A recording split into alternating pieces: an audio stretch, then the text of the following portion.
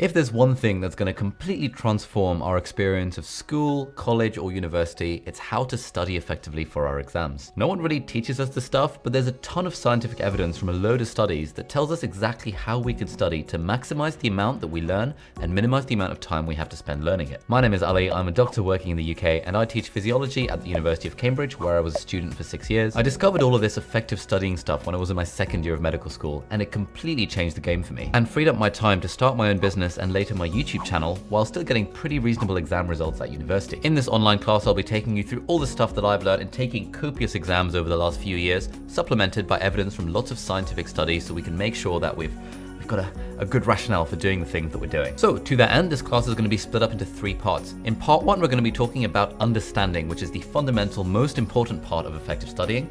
In part 2, we're going to be talking about remembering, so how to memorize things using active recall, spaced repetition, interleaving, mnemonics, peg systems, mind palaces, and all this sort of stuff. And in part 3, we'll talk about focusing, so getting the motivation to sit down and study in the first place, having the discipline to build a consistent study routine, taking breaks appropriately with the Pomodoro technique, not getting distracted while we're studying, what sort of music to listen to, all that good jazz. I've been preaching to people about this stuff on my YouTube channel for the last 3 years, but now for the first time, I've put like every single thing all in one place in an order that makes sense, along with loads of stuff that I haven't before talked about on the internet. So whether you've been following me for years or whether you're new to this class, then hopefully you'll find something for you that can hopefully help you supercharge your studying and spend time doing the things you want to be doing rather than studying for your exams. So thanks for watching, and hopefully I'll see you on the other side.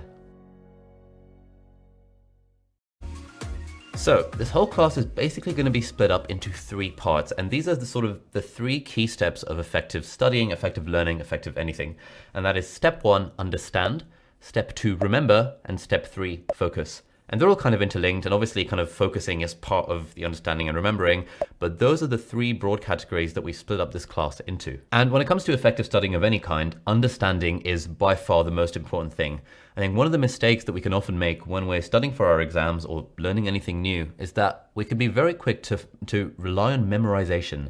And especially when we talk about some of the effective study techniques that we'll talk about later on, like active recall and spaced repetition, especially when students find out about those for the first time. And this certainly happened for me. It's very easy to just go into kind of flashcard making mode and thinking, okay, cool, I'm just going to be doing efficient things now, and just kind of really focusing on memorizing the details.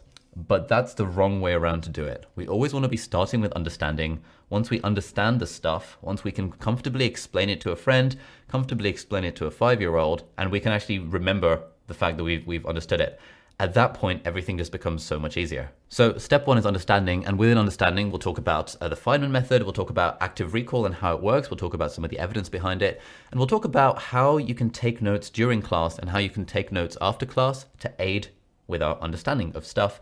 And then we'll talk about scoping the subject, which is another fundamental technique to help understand the content. Our second step is remembering. And we've all had this issue where, we think we've understood something, we've been kind of working through it for hours and hours, and then we come back to the topic a week later and we realize that, oh crap, I literally can't remember anything that I definitely understood like a week ago. And that's because of the way memory works. There's something called the forgetting curve, which we'll talk a lot more about later on. But that's basically this phenomenon where anything we learn, we are just gonna, forget exponentially. It'll exponentially decay from our memory, sort of like Half-Life if you're into like, A-level chemistry and stuff. Our memory for that thing will decay over time, and we have to interrupt the forgetting curve by repeating the subject at spaced intervals, and that's where the idea of spaced repetition comes from. And so in this class, we'll be talking through loads of techniques on how we can efficiently remember stuff. So things like using spaced repetition, using a retrospective revision timetable, using a spaced repetition journal, using flashcards, using mind maps, highlighting, rereading, memory palaces, the peg technique, mnemonics. There's all sorts of evidence-based techniques that we can use to help remember stuff more efficiently.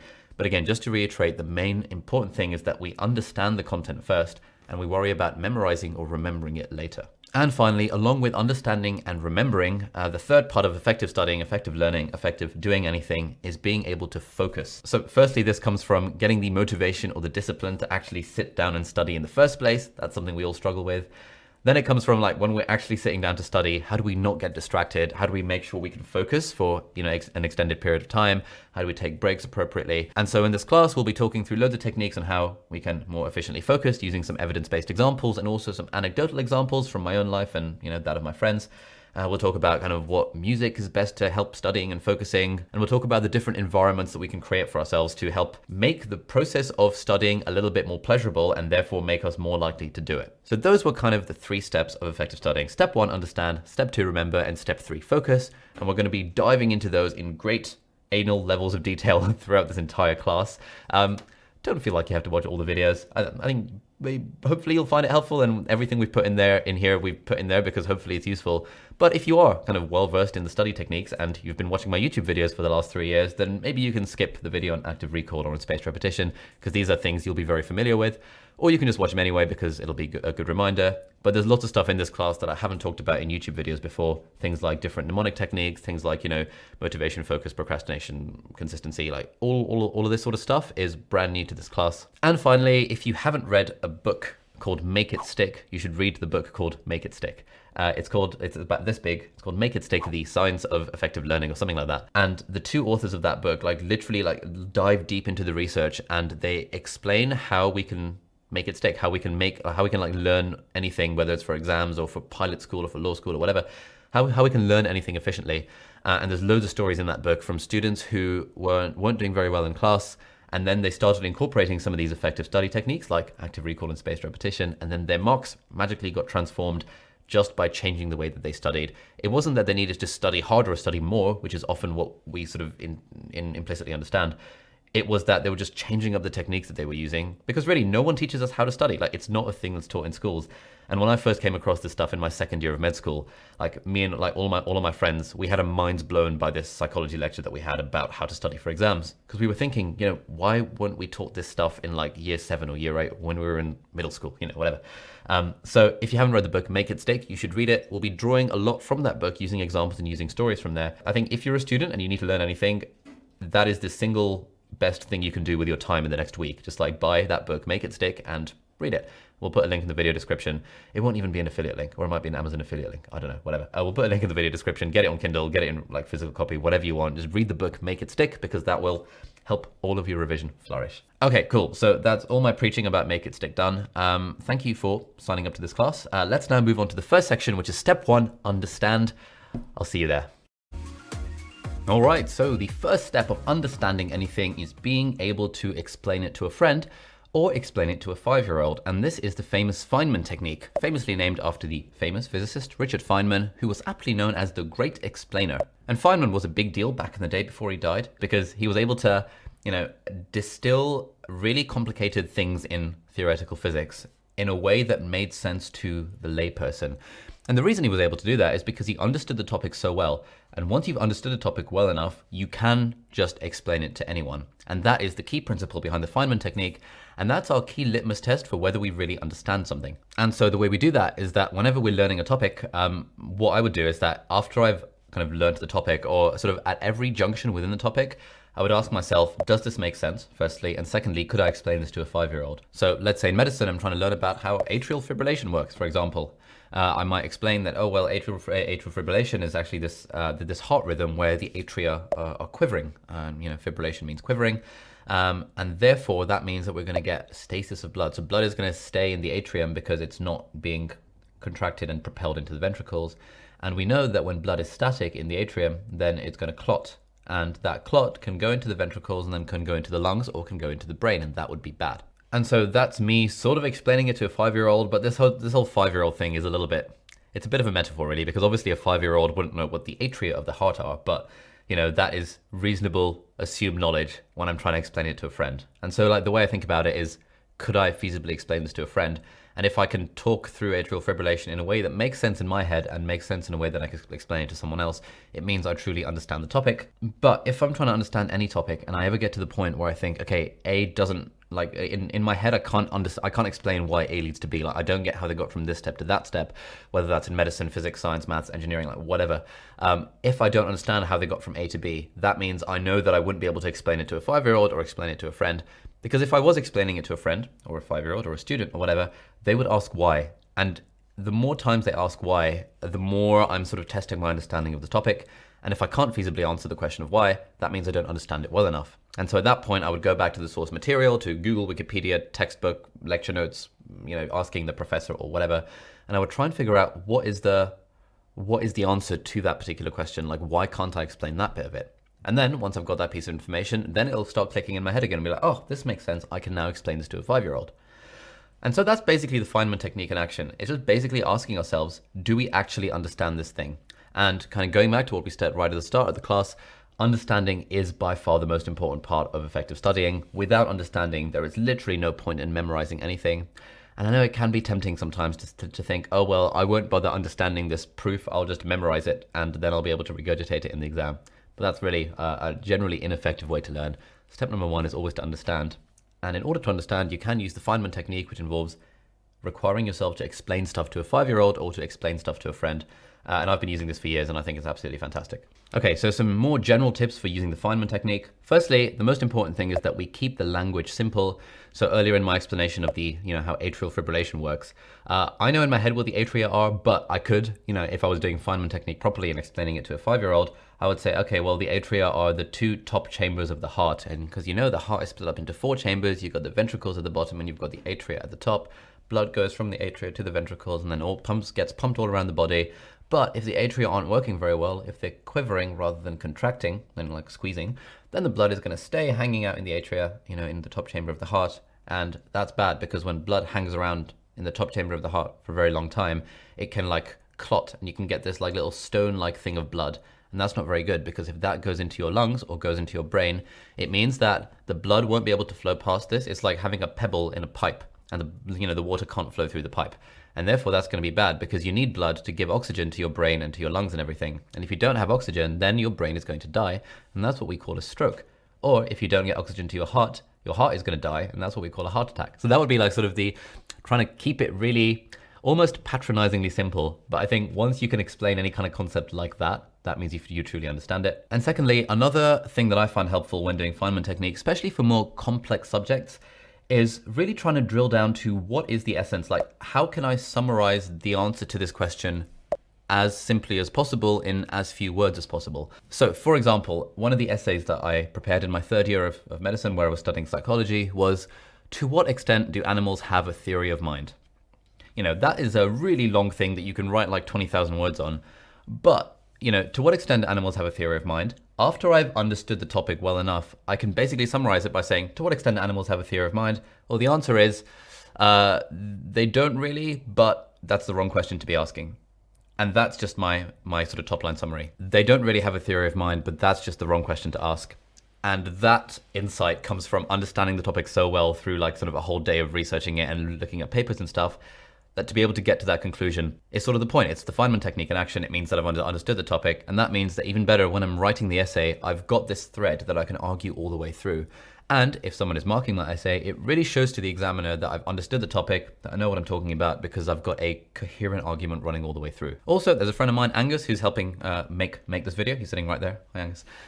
He uses the Feynman technique as well, and he discovered this when he was in his 3rd year of studying geography at Cambridge University. And he said that he was really struggling with his dissertation. It was like some really complicated thing, and he was struggling to kind of see the forest from the trees. So he was like so focused on the details of this dissertation that he couldn't really get the big picture. And so what he tried to do is one day he went home and he tried to explain the topic as simply as he could to his parents.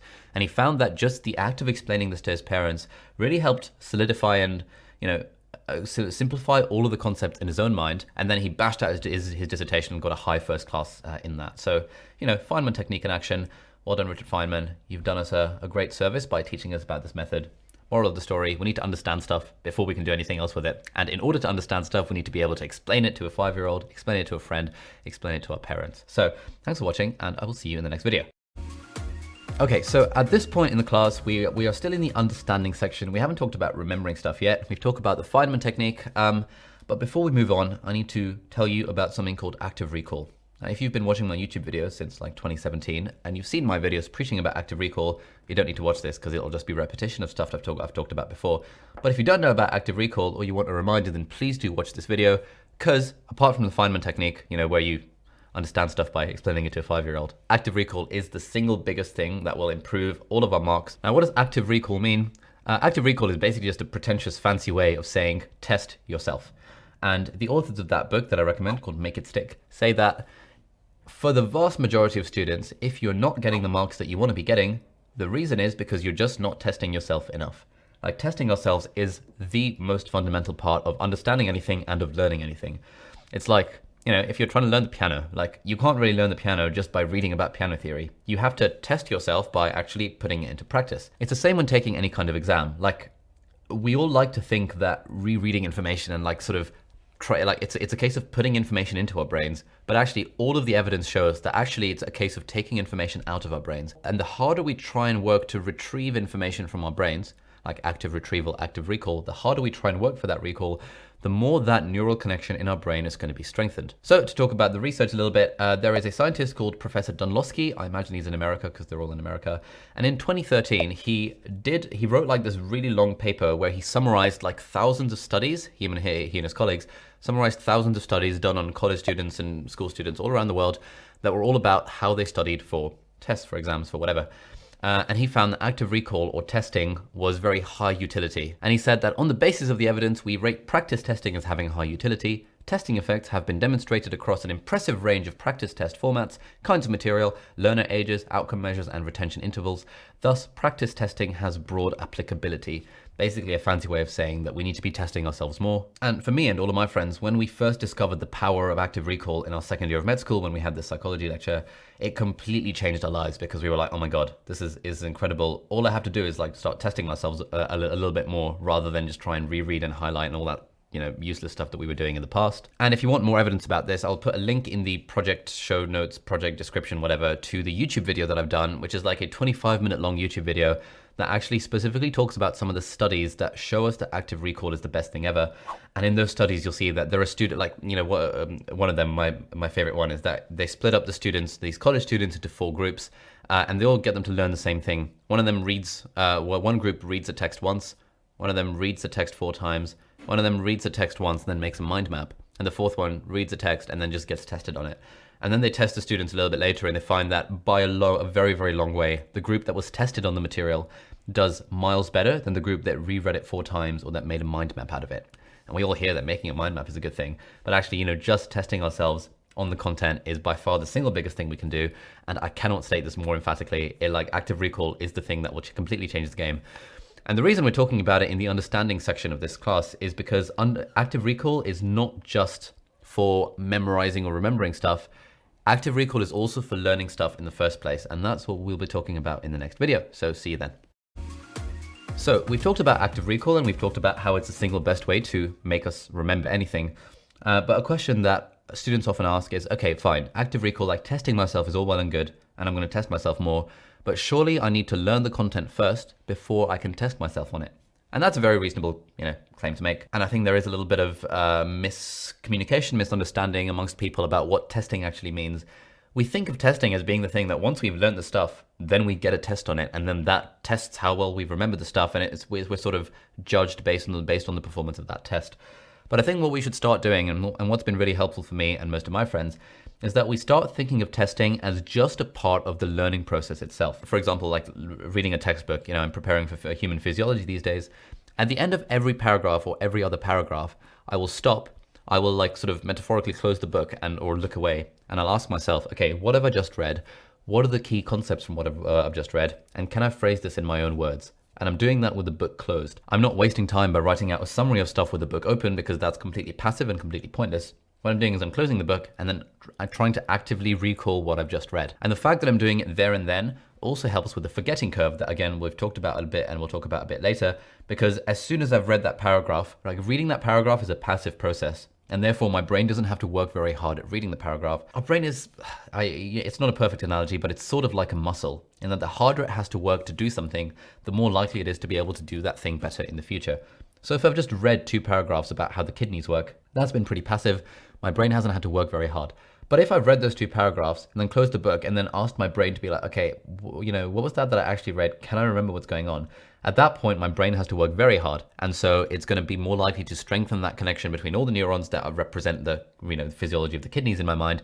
And therefore I'm more likely to remember it and more likely to understand it. And at this point, I'm actually going to include wholesale a clip from a YouTube video that I made last year about how to learn new content, where I quote from the book, Make It Stick. And I will just put it in here now because I phrased it better then than I could do now. So yeah, say hello to me from the past. There's a bit at the end where the authors are showing text interviews from students that have used techniques like active recall and spaced repetition to massively boost up their marks. And there's quite a good passage where they're interviewing a medical student who got into medicine by some weird route that meant he didn't have like the basic science background that all his classmates had, and he ended up being bottom of the class. And he talks in this book, like towards the end, he talks about how the only way he knew how to revise, how to study stuff, was to read stuff in the book. And when he didn't understand it or when it didn't stick, he didn't know what to do, because all he'd been taught, all he'd been using for his whole life was just reading the information over and over again.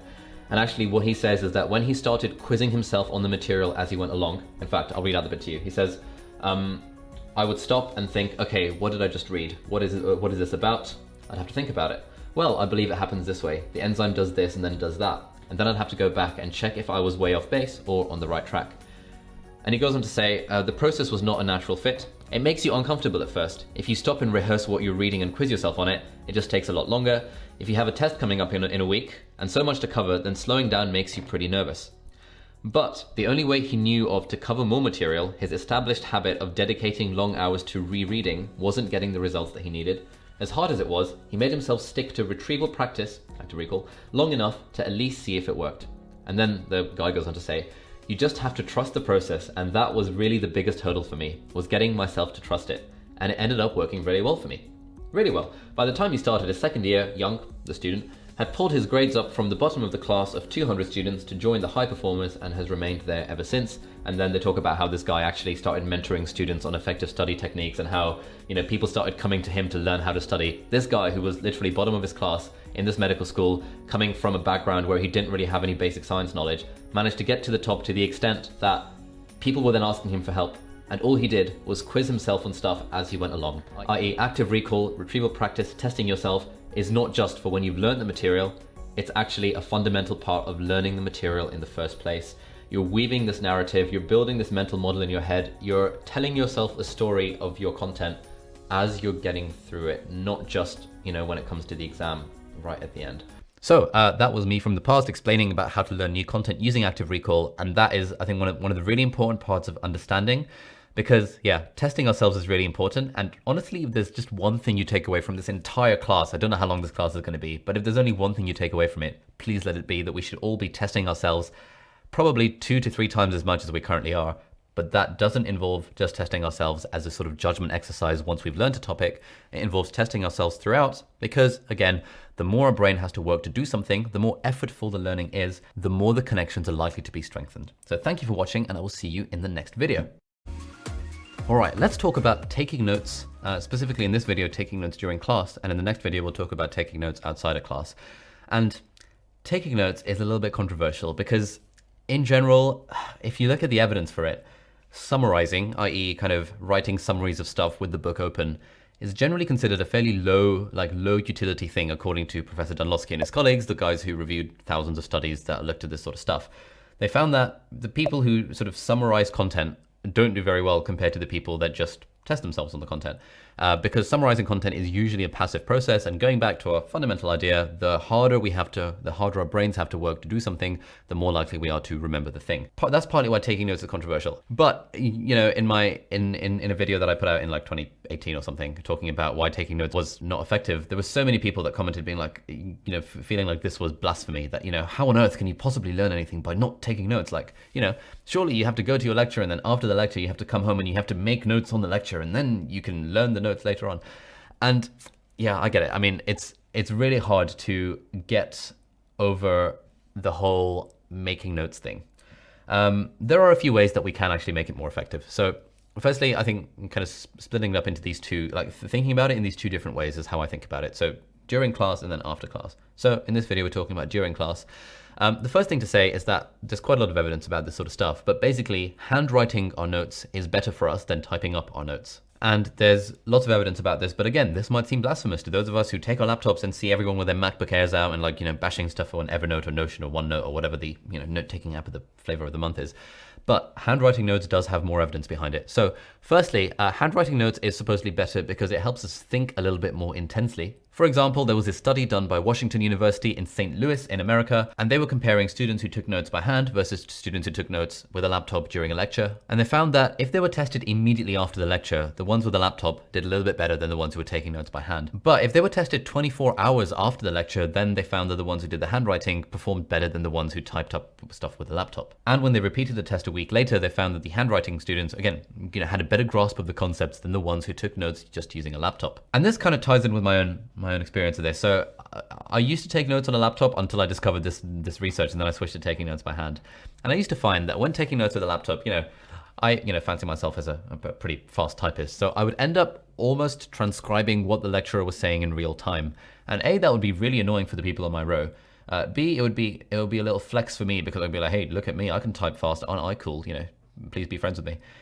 But the most important thing was that I ended up not really absorbing what was going on in the lecture because I was just sort of, again, I was passively doing it because I didn't have to, it was basically a hindbrain activity where a kind of lecturer would say something and I would just kind of start typing away, and then I'd find my brain wandering and I'd just still be typing what the lecturer was saying. But again, coming back to a fundamental point, the harder we have to work to do stuff, the more likely we are to remember it. And so passively typing out what the lecturer was saying wasn't very effective for me. But I found that when I switched to handwriting my notes, it meant that, obviously I can handwrite a lot slower than I can type. And so I had to prioritize the bits that I was going to handwrite. And so I ended up actually focusing on the lecture a lot more, like figuring out what are the key points here, what do I actually need to know from this, and what's the general structure of the lecture. And I found that handwriting those, and then later on when I'd get home, I would scan that piece of paper into OneNote, which I was using at the time, and then expand on it using screenshots and typed up text and stuff. But I found that actually writing that by hand helped me actually grasp the concept a lot better than when I was typing out the notes. And just to corroborate this point, we've got evidence from a study in 2014, which was done at Princeton and UCLA, University of California, Los Angeles, I think.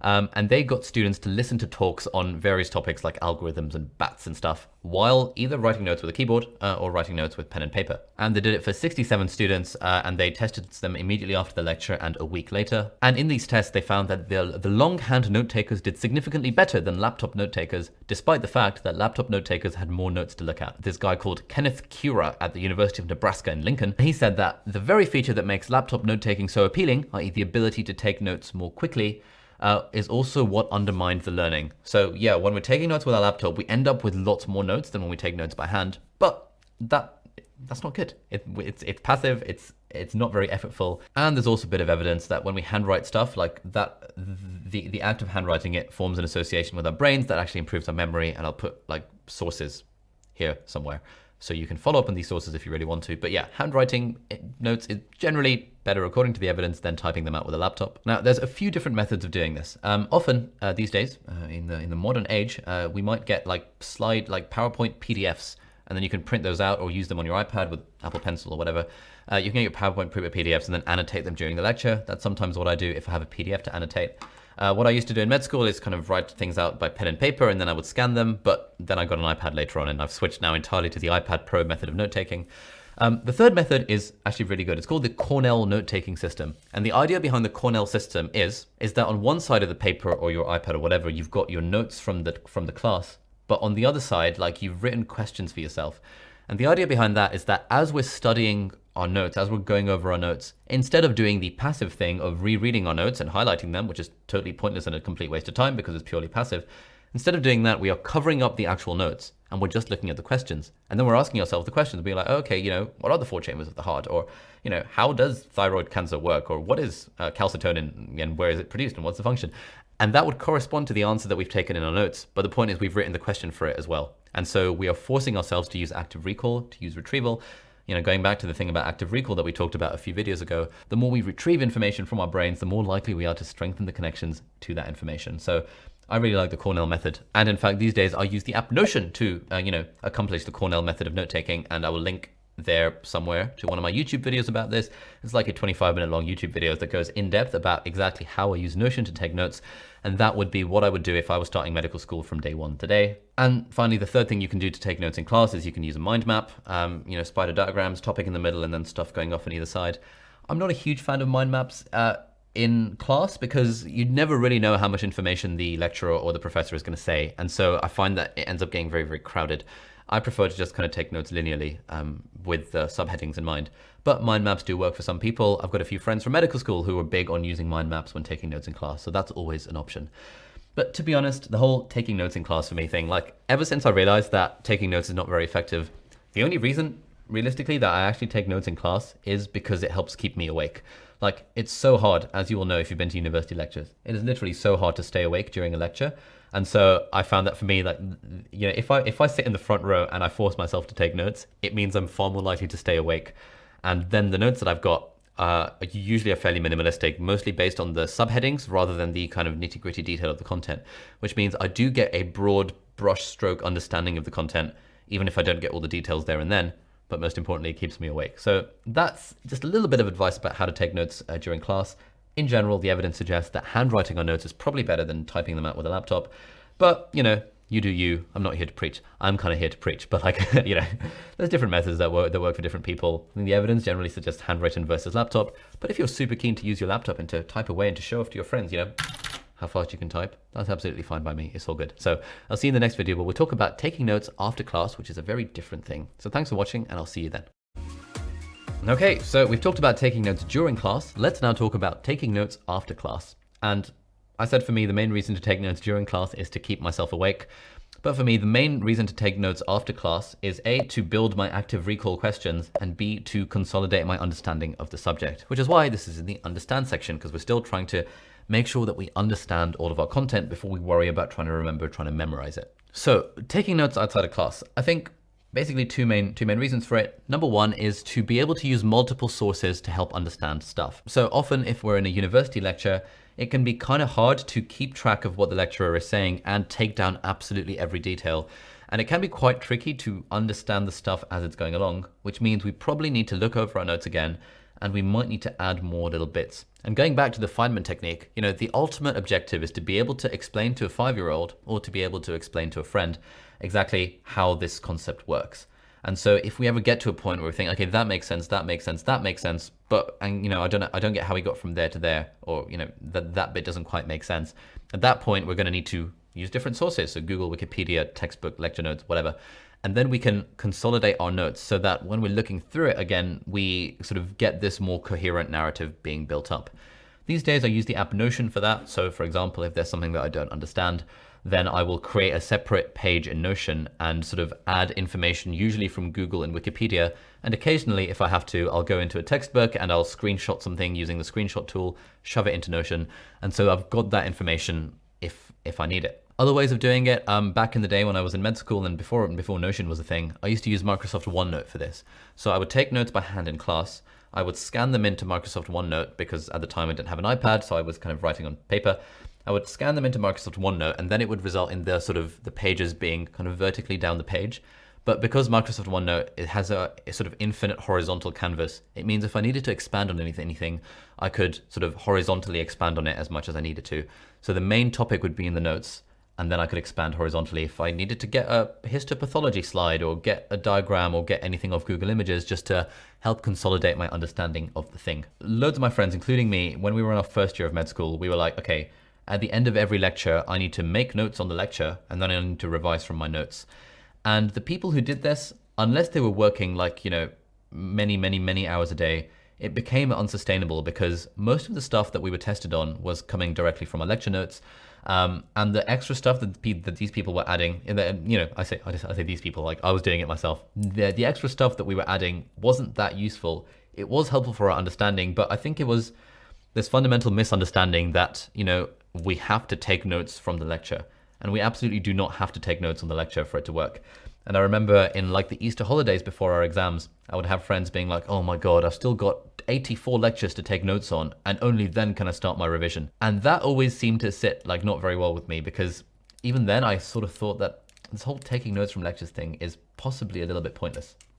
I think in fairness, it does depend on what subject you're doing. So for example, in medicine, which is entirely based on memorizing a torrent of information, there's hundreds of revision resources out there, and you know, there's so much stuff on the internet that there's almost no need for us to make our own revision notes.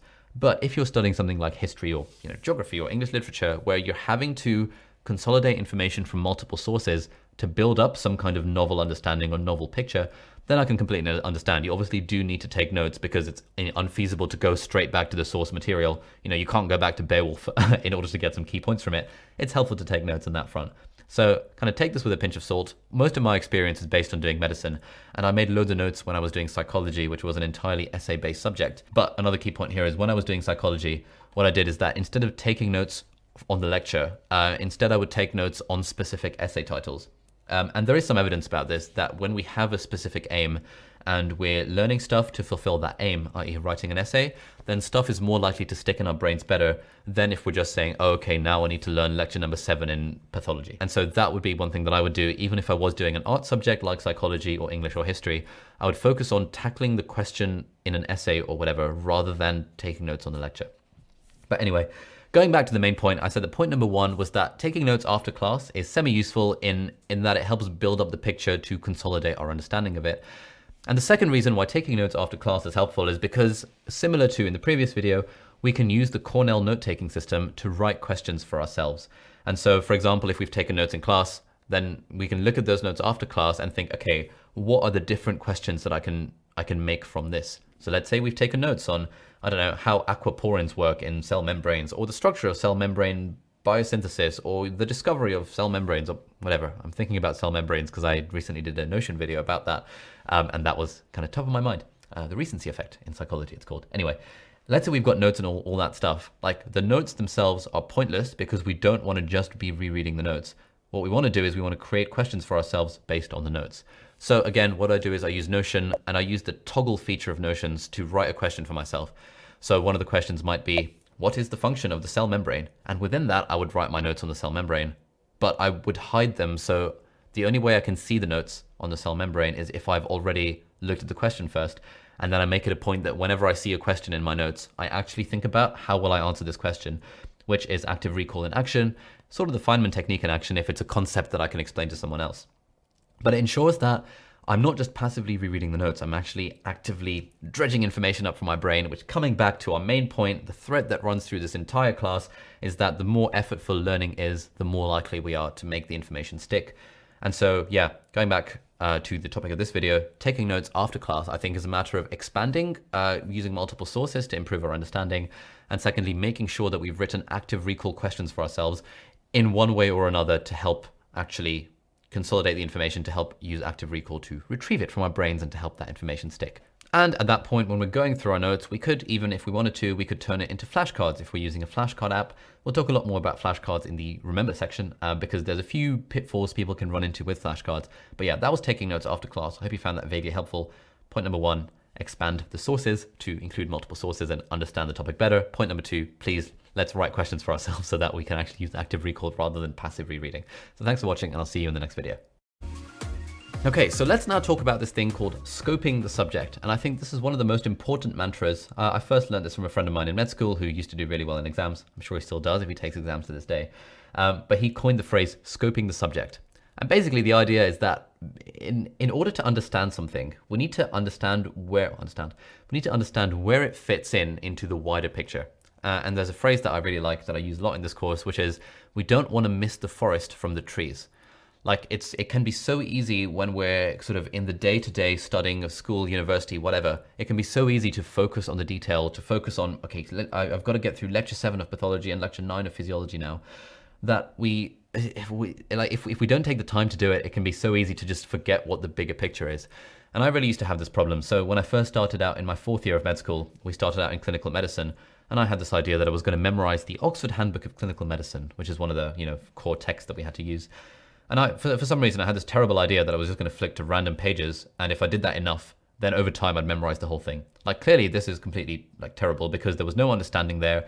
It was pure memorization, and there was no way for me to hang details on the skeleton. And that's sort of how I think about it today, like either hanging details on a skeleton of the outline, or thinking about it as like a tree, understanding a tree and then understanding the branches and then understanding the leaves.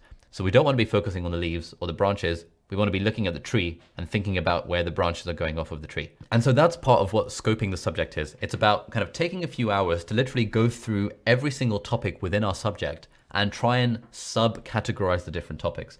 So for example, in medicine, let's say I'm doing hematology, rather than diving into glucose 6-phosphate dehydrogenase deficiency and trying to work through it, in alphabetical order, which is utterly ridiculous. But often in medical textbooks, they present stuff in alphabetical order, which just does not make any sense at all.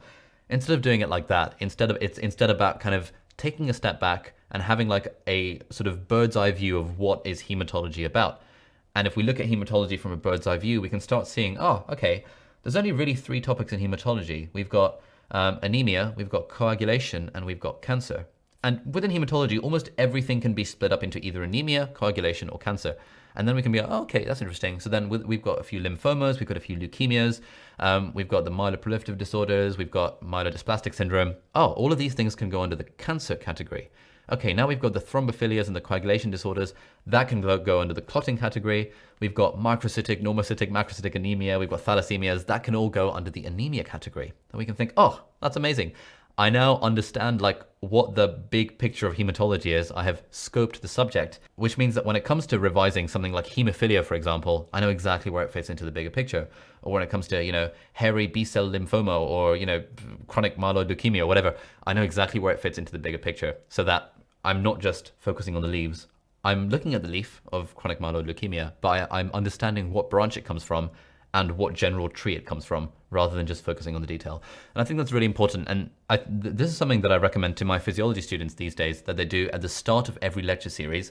Like, instead of thinking about, all right, lecture 1, lecture 2, lecture 3, lecture 4, think about it as, all right, okay, cool. We're doing cardiology, cardiovascular physiology now. Let me just look through all of the lectures, even before we started the lectures, just to see what the different subheadings are. And now this is something that I do in Notion. So in fact, I'm just going to show you now. So this is what my cardiovascular physiology Notion page looks like. And basically, I have scoped the subject by converting my entire lecture notes into the subheadings. So I know all the different lectures in this. I know that we've got lecture, 3 is the topic and 8 is the lecture within the topic. Capillary flow and pressure. I know it's got capillaries, capillary exchange of solutes, capillary exchange of water, stalling filtration, resorption, lymphatic system, edema, and congestive cardiac failure. Like, I've scoped the subject and I know that those are the things within that particular lecture. And then I've scoped the subject as a whole by knowing what the different lectures are within it. And crucially, I made this list of things even before I started going over lecture 1, because it means that it just gives me more of an understanding of where stuff fits in. So that when we're talking about the fetal circulation and we're talking about the oxygen dissociation curve for hemoglobin, instead of just being focused on that leaf, I see that, the branch is fetal circulation, and the branch of that is sort of why we need a circulation and the overview of it. And that's in general part of the tree of cardiovascular physiology. So the reason I'm going on about this so much is because this is something that I used to not do when I was in secondary school and early on in university, because no one had told me that you should do this, that you should, before starting to learn a subject, or even before starting to be even taught a subject, you should actually go through the whole subject and figure out what the subheadings are. But then since I started doing it, I found that now when I'm learning details, I can appreciate the bigger picture, I can appreciate the bird's eye view. And there's an analogy I like in medicine, which I'm sure applies to other subjects as well, which is that you've got the bird's eye view and then you've got the frog's eye view. And the annoying thing is that most of the exams test us on the frog's eye view, that nitty-gritty minutiae detail. But actually the bird's eye view is the thing that's important for A, helping us understand the subject, and B, at least in medicine, for helping us actually apply it in real life. Because really in real life, as a doctor, we never really think about the intricacies of how the receptors work. Whereas that was what we were tested on in medical school. We just think about the broad picture. So starting off with the broad picture and then narrowing down is, I think, a much better way than, that mistake that we all make of starting with the details and then forgetting, losing the forest from the trees. So that's what I'll say about scoping the subject. Thank you for watching, and I'll see you in the next video. Bye-bye. Hey guys, so this is a bonus segment within the class, and it's all about the importance of understanding. This isn't really like core material, so feel free to skip ahead to the next video if you're really rushed for time. But this is a conversation that I had with my friend Asaid. He is currently a final year medical student at Cambridge University. He consistently ranked in the top 3 in the year group for the last several years. So he's really, really good at taking exams. And obviously because he's at Cambridge, he absolutely smashed his GCSEs and his A-levels. And he's been using this knowledge of effective studying to really absolutely smash these exams ever since he found out about these techniques. So in this video, we're talking about the importance of understanding. And I start by asking him what it actually means to understand something. When you understand something, it's a lot easier to retain. And I think more generally, and I think it's part of how I study, I really struggle to bring myself to simply memorize details without having any kind of understanding. Not because I can't do it, and in fact, to a certain degree in second year, I did do that to some extent, but it just doesn't feel right to me. And I have this kind of nagging feeling inside of me to really understand what's going on. And how do you define understand? Like, how do you know you've understood something? I suppose for me, it's about coherence within my mind. If there aren't any kind of unexplained questions that I have left on the topic, then I'll consider it understood. If I can kind of derive the topic through some basic first principles within my mind, I feel as if I understood it. And I guess that's different to other people who feel like they've understood it when they can say explain it. That wasn't necessarily what I used. It was more about internal coherence. Okay, but what's the difference between internal coherence and being able to explain it? And I ask because often my proxy for do I understand something is would I feasibly be able to explain this to a 5-year-old? And I feel like for me, when I have internal coherence, it means I can be like, okay, well, you know, if you lose 20% of your blood volume, then that happens, and therefore that happens, and that happens, and it's a chain of events in my mind. So absolutely. I mean, I think sort of the gold standard is being able to explain it to a 5-year-old. That really indicates like quite in-depth conceptual clarity. However, you can't always necessarily have that. I think especially in physiology and neurophysiology, there are some quite complex concepts that you need to understand. And for quite a few of them, there'll be times where I'll understand them for seconds at a time and then lose understanding. And I know the method I need to re-understand them. I know the diagram that will make me understand them again.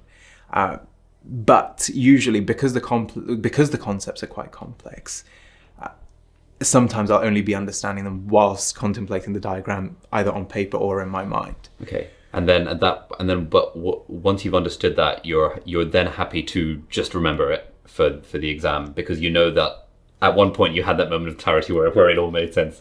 So I mean, even then, I wouldn't necessarily just call it remembering a random fact or anything like that without meaning. I'll remember how I came to understand it, and I'll usually, if I need to, be able to work out how to understand it again. And I guess this is probably a bit more relevant to neurophysiology than, say, physiology, because it has perhaps the most kind of advanced concepts within medicine, some of the most abstract concepts, which really seem very divorced from things you'll find in everyday life. Such that unless you've got a mental image built up where you're imagining the circuits all at once, it's quite difficult to really remember what's going on. But what you can remember is a basic outline, which you can reconstruct in your mind and somewhat run as a model. Understanding a subject is like having a mental model of that subject in your mind. Absolutely, yeah. And to some extent, you can explain bits of those to a 5-year-old, but to some extent, as you're saying, it's just there. And you probably could, if you had to, put all the time and effort to figure out how to simplify it down to explain to a 5-year-old. But it's unsustainable to do that for everything. I mean, I guess the one example I could give. So I'm currently doing supervisions in neurophysiology for the second year students. And the next supervision that I'm planning to give is on memory, specifically on the role of the hippocampus. And as far as it's taught in the course, everyone knows that the hippocampus is involved in memory. If you have damage to the hippocampus, it interferes with your ability to form new memories, and sometimes you lose old memories as well. But the reason for that isn't quite clear. And I remember learning and understanding back in second year that the way the hippocampus works is that it works as an index. It doesn't store memories, but it just, like an index in a book, documents where in the cortex the memories are stored. So if you ever want to resummon a memory, it can recruit all the parts of the cortex that are needed at the same time. Now, there's a very specific circuit structure which allows that to take place within the hippocampus.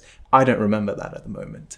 And it would take a while for me, probably half an hour, to really work through the diagram and re-understand it. But because I know that basic concept that the hippocampus is working like an index, and that there are these basic neurological principles like neurons that fire together, wire together, I can basically use those guiding principles to re-understand what I understood in second year. So yeah, that was the chat that he and I had as part of a much wider discussion about study tips, but we've included that bit in the class, and the rest of it you can find on my YouTube channel or elsewhere. We'll put links in the video, in the project and resources area, to more links about a similar topic. But yeah, that's basically the idea of understanding and building the sort of mental model of the subject within our mind. So I hope you found that useful. Thanks for watching, and I'll see you in the next video.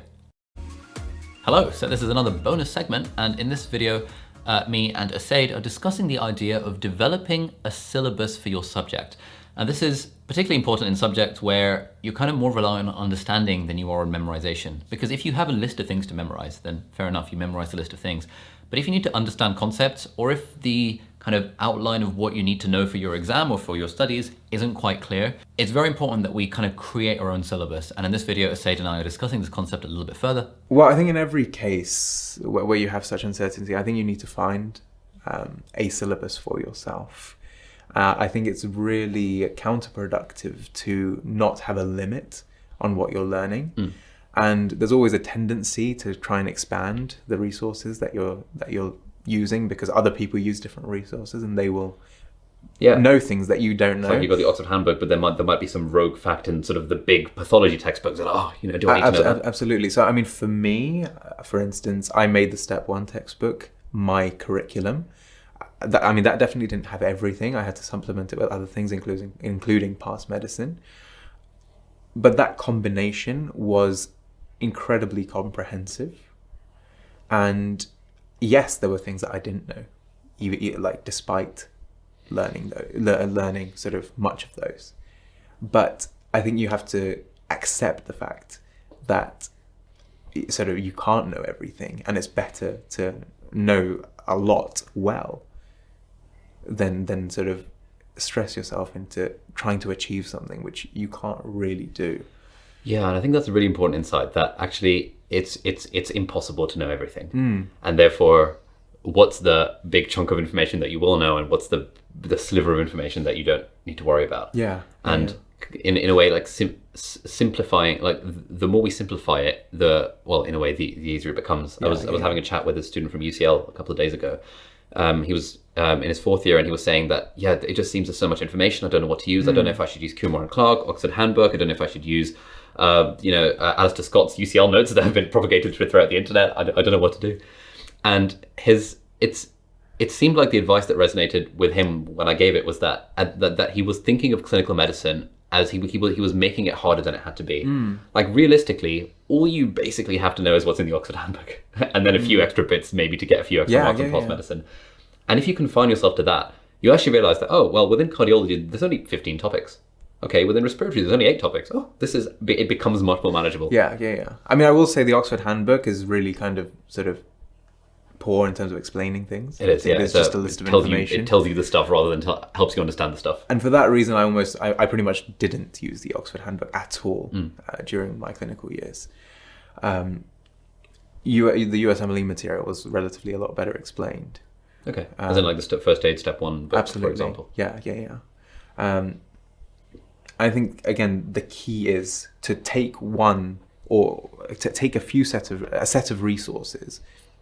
It might just be one thing or a couple of things, and make it your canon and really kind of master that. And would you make notes on those things to sort of compile into a master note thingy? No, I wouldn't. Again, it's pointless because you've got the information there. You need, just as with the lecture notes in first and second year. Yeah. Why would you rehash them out? There's no point just making redundant notes. I think once in third year, when I was doing essays in theology and philosophy, each week, whenever I was doing essays, I'd have a big reading list, and usually, I mean, these topics again were highly abstract, and it would usually take quite a while before I really understood what was going on. And in each of those cases, I found that if I could just take one kind of book, one of those books, and make it kind of the key to my understanding, really understand that book in detail. I had to read it maybe 3 times in order to really understand what was going on. When I got to that stage, I could skim read the rest of the books and sort of basically top up the kind of foundational concepts that I had. And that would be really easy. Whereas I think if I'd read every book in turn, I would have had a much more superficial understanding. Yeah, so make one book your Bible and the rest are supplementary texts. Absolutely. And if you learn the Bible, Yeah. the supplementary text you can get through sort of very quickly. So that was a bit of discussion on how you can find a syllabus for yourself. I hope you found that vaguely useful. Thank you for watching, and I'll see you in the next video. All right, so welcome to the second segment of the course, which is about remembering. So segment number 1, or step 1, was understand. Step 2 is remember. And as a reminder, step 3 is focus. So we'll talk a lot more about kind of distractions and motivations and procrastination, all that kind of stuff in the focus segment. But now we're going to be diving into all of the evidence-based tips for remembering/memorizing things. But again, just to reiterate, understanding is the most important part. And without understanding, there's literally no point in memorizing or remembering stuff because, you know, we're just making more work for ourselves. And the knowledge is more fragile that way if it's just kind of bits that we remember rather than bits that we actually understand and we can apply to our lives. So step 1 is always understand, but step 2 is remember. And in this video, we're going to be talking about spaced repetition. If you have heard me talk ad nauseum about spaced repetition over the last few years of being on the YouTube, then please feel free to skip this video because there's nothing new here. I'm just rehashing old content, as it were. But it's really important because while active recall is the single most important aspect of efficient studying, spaced repetition is the second most important aspect of efficient studying. What's the problem here that we're trying to solve? And as I mentioned in the previous section, what we're trying to do is we're trying to combat the forgetting curve. So in the 1800s, there was a chap called Ebbinghaus who did a study on himself where he made himself memorize all these random words that he just kind of made up. And he tested how quickly and how often he forgot what these words were. And he realized that, you know, as soon as he learned a word, his memory for that word decayed exponentially over time. But if he interrupted that forgetting by testing himself on the word again and then looking it up, he interrupted that curve and then he went back up to 100%. But then he found that crucially, it took him longer to forget it the second time around. But then when he forgot a little bit and he studied it again, it took him even longer still. So while the decay is very precipitous to begin with, the more times you repeat a topic, the longer it then takes for you to forget that information. And this is the key insight that the whole of kind of the industry and the algorithms around spaced repetition are based around.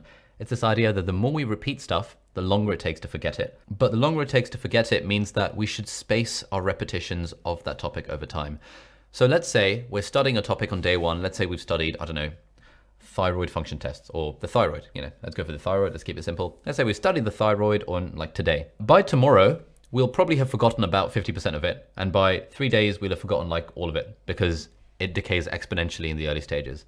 So let's say we revise it again tomorrow. Now our learning for it goes back up to 100%. But now it takes, let's say, a week to forget 50% of it. So then in a week, we come back to it and we study it. And then let's say it takes a month to forget 50% of it. So we've repeated it like a day, a week, and a month later, but at spaced intervals. And that's the idea behind spaced repetition. So when I first discovered spaced repetition, it was again in the second year medical school lecture on psychology, which was all about the psychology of effective learning. And this was one of the concepts that, like, when we first heard about it in that lecture, everyone was like looking around in wonder at one another because we were like, oh my God, this is absolutely game changing. Because in the past, I'd always tried to make like these revision timetables, but I just never really appreciated the fact that just by virtue of the way memory works, my memory for everything was just going to decay exponentially over time. And so once I discovered the power of spaced repetition, I realized that I could scientifically choose when to revise certain things to maximize the chances that I'm going to retain them. And what's also at play here is this idea that, you know, that theme that runs through this entire class, which is that the more effortful learning feels, the harder we have to work to learn something or to retrieve something, the more likely that information is to stick. So let's say I were to read about the thyroid today, and then an hour later, and then an hour later. You know, reading it like 3 times in one day would be a little bit pointless because I haven't forgotten any of it. I haven't like allowed myself to forget any of it. Therefore, my brain is not working to retain that information or to retrieve that information. Instead, it's just a passive process. And again, like we've said many times before, whenever learning anything or studying or revision becomes passive, like, you know, we're playing the guitar and we're just kind of bashing out passively to songs we already know, we are not learning anything at all. It's when learning is hard, like when we're playing those new chords or that new fingering or whatever, that sounds weird, in the guitar or on the piano, it's when it's difficult that we actually learn and we can consolidate that information. It's the same with learning anything for exams or whatever you're learning. The more difficult it is, the more strongly that information is going to stick, and I will keep on repeating that every single video pretty much. But the idea behind spaced repetition is that we allow ourselves to forget some of it, and we don't beat ourselves up for forgetting it because we know that's a natural part of learning. We allow ourselves to forget some of it, and so when we retrieve that information with active recall and revise the subject, it means that we're working harder for it, therefore that information is more likely to stick. Anyway, that's all I'm going to say on that front. I will put a link to my YouTube video here in the video description somewhere. If you're interested in the evidence behind spaced repetition, I've got like a 25-minute long video where I break down some of the actual studies they've done that show the power of spaced repetition. So if you're not sold on it just based on what I'm telling you on the camera, that's fine. You can watch that video and that'll give you a lot more information. But now let's move on to talk about some of the ways in which we can practically apply the concept of spaced repetition to our own studying to supercharge our productivity and to make sure we remember the stuff that we need to remember. So thanks for watching, and I'll see you in the next video. Okay, so we've talked about why spaced repetition is an absolutely amazing thing, and hopefully, or maybe not, you might have seen my YouTube video where I talk about the evidence behind spaced repetition in a lot more detail. Let's now talk about some of the methods for applying spaced repetition to our studying. And my personal favorite way of doing this is by using the retrospective revision timetable. Now, this is a term that I've coined. It's basically a revision timetable, but instead of deciding in advance what topics we're going to do on any given day, we decide on the day based on what topics we've done in the past and how effective our recall of that topic was. Now, I've done an entire YouTube video talking about this with some fancy animations and loads of iPad screen drawings and stuff. So I know this is part of an online class, but I'm just going to include the YouTube video right here because if you haven't seen it, then I think I can't really explain it any better now, and I also can't be bothered to do the iPad animations for absolutely every video here because I've already done them before. So you are now going to see me from the past talking about the retrospective revision timetable, and then at the end of that bit, I'll talk to you about how I do that in Notion these days because I don't use Google Sheets for that anymore. But here is the YouTube video that I did a few months ago talking about the retrospective revision timetable. Prospective means looking forward, and retrospective means looking back. And what most people think of as a revision timetable tends to be prospective, so it tends to look something like this. You've got your dates down one column, and then you've got the topics that you're going to revise each day in your kind of rows. And the idea is when you're making these, you'd predict in advance what kind of topics you want to be doing. But this method has some problems, and I used to use this when I was kind of pre-GCSE, but I recognized quite early on that I was being quite inefficient, and there's four main problems that I used to have with this method. So firstly, this method requires us to, in a way, prophesize, look into the future, and work out kind of 6 weeks in advance what sort of topics we're going to be struggling most with 6 weeks from now. And this for me was always tricky because there were always random days where something would prop up and I'd be going out with some friends or, you know, sitting at home doing a raid on World of Warcraft, and, you know, I just wouldn't follow my study timetable. Or if I did follow it to a T, I'd realize that actually I'm repeating subjects pointlessly, or, you know, more often than not, I just wouldn't end up following it at all. Secondly, I think a problem with this method is that it encourages us implicitly to think of revision as something that is a function of time rather than a function of topics. So we've got the time axis down our kind of main axis, and therefore every day we think, okay, it's the 7th of April, I'm going to consult my revision timetable and I'm going to therefore revise these 3 topics. And that's not really how studying should be done. And I realized this later, that I think it's better to think of it in terms of topics rather than in terms of time. So instead of thinking that each day I need to get 3 topics done, instead I'll be thinking in terms of subjects and in terms of topics, and thinking that by the end of the exam period, I want to know everything about every topic. Therefore, what do I need to do for that to take place? And this is going to sound a bit abstract, but I'll explain it in more detail when we explain the retrospective timetable, and you'll hopefully see that that method solves this particular problem. Thirdly, with this standard prospective revision timetable, there's no real way of seeing how much of each subject you know. Apart from doing past papers and apart from having your own separate record, like if I were to glance down this list and it's, let's say, the 10th of April, I can see that, okay, well, I studied physics, electricity on the 4th, but I mean, do I know the topic? Are there any other topics in physics? There's no easy way of me seeing an overview of the subject and therefore working out exactly what I need to learn. And finally, there's the whole thing of actually creating one of these timetables in the first place. I always used to view this as an activity in procrastination. I'd be like, okay, I need to get some work done. You know what? I've not made my revision timetable for the year yet. I'm going to sit down and get all my pretty colors out back in the day before the iPad Pro existed and the Apple Pencil wasn't a thing.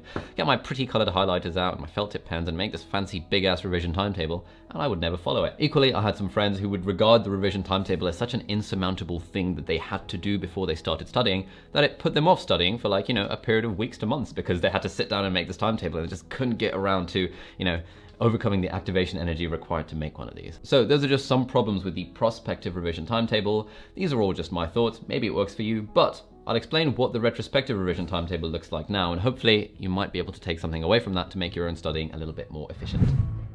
Okay, so a retrospective revision timetable looks something like this. So as you can see, we've got the topics within physiology, these 6 different topics. We've got those down the main axis of our spreadsheet, and this is the exact opposite to how it is with the prospective revision timetable where we had the dates down the front. So let's say it's the 4th of April and I've arbitrarily studied the heart and the kidneys. Using my retrospective revision timetable, I'm going to note the fact that I studied the heart and the kidneys on the 4th of April. Then let's say it's the 5th of April. I look at my retrospective sheet and I see, oh, I haven't revised the lungs yet. Why don't I do that? So I do that. And then on the 6th and the 7th, I do the rest of the topics because I see that they're blank and I haven't done them yet. So now let's say it's the 8th of April and I know that I need to revise physiology. I look down my list and think, so it's been about 4 days since I've done the heart and the kidneys, and I vaguely reckon that kidneys are a little bit harder, so I'm going to go for the kidneys. And then I revise the kidneys on the 8th of April.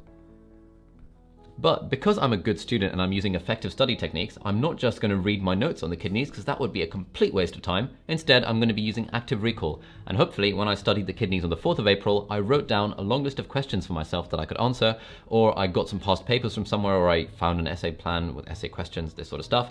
Either way, I'm using active recall. I've got the book closed and I'm trying to answer all the questions that I previously wrote for myself about the kidneys. And then, I get some stuff wrong, so I look it up. And let's say overall, I judge that I'm reasonably okay at the kidneys, but not perfect. So I'm going to highlight that in yellow. This is the classic traffic light method of, color coding. Now let's say it's the 9th of April and I think, why don't I do the heart? Because it's been a while since I've done that. So do the heart on the 9th of April. And then having answered the active recall questions that I set for myself on the previous time I studied it on the 4th, I think, I'm actually pretty good at the heart. So I'm going to color that in green. Fantastic. And I'm just going to fill in some random dates. So hopefully you can see how I've done that here. Now let's say it's the 13th of April and I'm thinking, I should revise some physiology. I look down this list and I see that, okay, well, it's been a while since I studied the kidneys, but the kidneys are yellow. And actually, even though I studied the lungs on the 10th of April, they were red at the time. So I'm going to prioritize the lungs, because the question I'm going to be asking myself each day is, if the exam were tomorrow, which topic would I be least happy about? And currently I'm least happy about the lungs, which is why I'm going to revise them on the April the 13th. And I'm going to color code those in yellow afterwards because I think, okay, I'm now at a yellow level when it comes to the lungs. So now let's say it's April the 14th and I'm thinking, great, I don't have any reds left on this list. So why don't I revise the kidneys? Because it's been the longest time since I've done that. This is spaced repetition in action. And, I revise the kidneys and I'm pretty good at the kidneys, so then that becomes green. And as you can see, over time, we develop this understanding of every single topic within our subject, because each day we are tackling the thing that we find most difficult. We're not doing that thing with the prospective revision timetable where we're studying a topic because we told ourselves we'd study that topic 6 weeks ago. We're studying the topic that we have decided we are weakest on. And therefore, every time we have a study session, we are working on our weakest point and therefore getting the most bang for our buck in terms of revising efficiently and trying to maximize our marks in the exam and our knowledge for day-to-day life. And the idea is that hopefully by the end of it, as the exam approaches, you look at physiology and you think, everything is a green on this. I know physiology. You look at anatomy and think, oh, I've still got a few areas of yellow. So I'm going to screw physiology for today. I don't care about it. I'm going to focus on anatomy because those are my weak areas. This gives you a very easy way of seeing a whole overview of your subject without having to predict anything in advance because we are terribly bad at predicting the future. And finally, one great thing about this is that it doesn't really take any effort to get started beyond initially scoping the subject and just writing down the list of every single topic in your spreadsheet. And I think that in itself is an incredibly valuable exercise because a subject can often seem very daunting until you write down all the topics that are in it. And then you think, oh wow, physiology seems complicated, but actually there's only really 6 topics. So great, I can do 6 topics. That's like 1 topic a day. I've got 8 weeks until my exams. I can repeat every single topic 8 times. That's pretty incredible. I can learn all of human physiology. And that's a nice attitude to have rather than kind of being in the dark and being like, oh, I need to revise some chemistry, but I'm not really sure what to revise because I don't really know what's in it, and the specification has 85 different points of it, and yeah, whatever. So this is the retrospective revision timetable. Now let's jump into Google Sheets, and I will show you how that works in real life by using an example from my 3rd year of university. All right, so this here is the retrospective revision timetable that I used in my 3rd year of university. That was the year that I did by far the best in. I won the prize for the best exam performance that year when I was studying psychology, which was pretty awesome. And I think the reason that that happened was because I very aggressively used all of the most efficient study techniques: active recall, spaced repetition, spider diagrams, flashcards. And I'll be making a video at a later date about exactly how I memorized 50 different essays to absolutely smash those exams, if I can say so myself. Anyway, this is the Google Sheet, and as you can see, I've got it split up into Section A, Section B, Section C, which corresponds to our 3 papers within psychology. And as you can see, I've got a list of all the topics down one end and the dates in the other one. So taking a look at this, we can see that on the 20th of April, I did these 4 topics. I did implicit versus explicit memory, recollection versus familiarity, semantic versus episodic memory, and short-term memory versus long-term memory. And these are kind of essay-based things, but I'll talk more about exactly how I studied these particular topics in that video that I mentioned a little bit earlier. Anyway, the point is I've done all these on the 20th of April, and then I repeated the top one, implicit versus explicit, on the 22nd, and then I had a bit of a gap. And then on the 12th of May, I repeated it again, and then I started color coding it because I was like, right, I'm getting close to the exam now. I should start color coding my stuff. And you can see that over time, everything has become green. And Saturday was like the Saturday before the exam. Tuesday was the Tuesday before. I think the exam was on a Wednesday or a Thursday, something like that. And yeah, over time, I've repeated this topic. So like the top essay, 1, 2, 3, 4, 5, 6, 7. I repeated it 7 times. This was all active recall based repetition. It was me drawing out my spider diagram over and over again until I could do it from memory, until I could basically write out any essay you gave me on implicit versus explicit memory. Could cite 10 papers in that essay. And all because I used active recall and spaced repetition to repeat it 7 times until the point where it was green before the exam. And we can see I've done the same thing for Section B. This was all about animal cognition, comparative cognition, how the thinking of animals differs to the thinking of humans. So theory of mind, future planning, metacognition. Do animals navigate using cognitive maps? Do animals understand causality? What's the difference between human and animal language? And finally, Section C, which was my personal favorite, was all the various things about intelligence and IQ, and for example, sex differences in IQ, very controversial. Sometimes even race differences in IQ, even more controversial, very exciting topic. And then a little bit of stuff about personality, whether there are any genes that influence personality, but who cares? That's all psychology. The point is, 21st of April, 2nd of May, 12th of May, 13th of May, the Saturday before, the Friday before, that sort of stuff. And over time, the stuff has become green because it means I know all of it. So this is the retrospective revision timetable created in Google Sheets. It's very straightforward. List of topics down the A column, and then the date that you revised the topic, ideally color-coded based on how well you knew it before you looked at your book, along the rows. And that's really all there is to it. So hopefully this video has explained why I think that the retrospective revision timetable is a better, in my opinion, more effective, more efficient way of studying than the prospective revision timetable, the bog standard revision timetable that we all implicitly get taught from a young age. Just to summarize, the main reasons why I think it's good are: firstly, it means you don't have to prophesize into the future because that is impossible. Secondly, it means that you see an overview of all your topics. Thirdly, it encourages you to think of your studying in terms of topics rather than in terms of time, because it doesn't really matter how long something takes. All that matters is that by the end you know everything, rather than, I'm going to do my 3 topics a day for 20 days, and it doesn't matter what happens by the end of it. Focusing on it in terms of topics helps understand stuff. And fourthly, it's so easy to make one of these spreadsheets. You don't have to spend the cognitive effort of thinking 6 weeks into the future and trying to imagine yourself at that point and how many subjects you need to do. Instead, all you have to do is just write down the topics and you can just get cracking with your revision. So thank you very much for watching. Okay, so that was my video from a few months ago about the retrospective revision timetable, and this is what I still use to this day when I need to study for exams. So I've got my postgraduate medical exams coming up, and I'm extensively using the retrospective revision timetable. But I will just show you how I actually use that in Notion these days. And in Notion, it's just basically the same thing. I just don't like Google Sheets anymore because I've started using Notion for everything. So here we go.